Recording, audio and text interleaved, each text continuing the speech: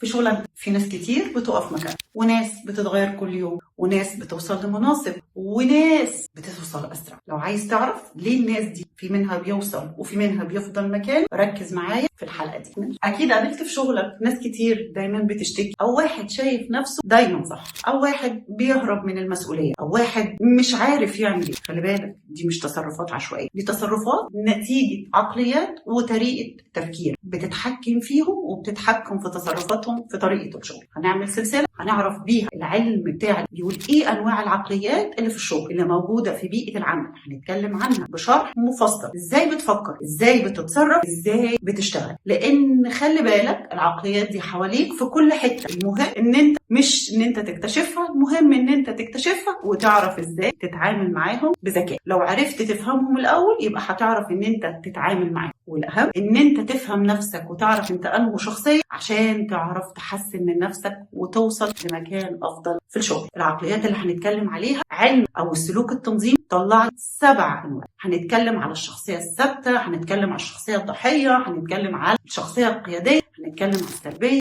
هنتكلم على 7 انواع. فاستنى عشان تتعرف عليه. الموضوع مش مجرد تحليل شخصيات وعقليات، الموضوع دعوة للتفكير والتعبير عشان نعرف ننجح في الشغل. في كل حلقة هتبص فيه هتشوف نفسك يا هتشوف زمايلك، يا ترى هتبقى انه نوع فيهم؟ تابع معاك عشان تعرف تكتشف نفسك.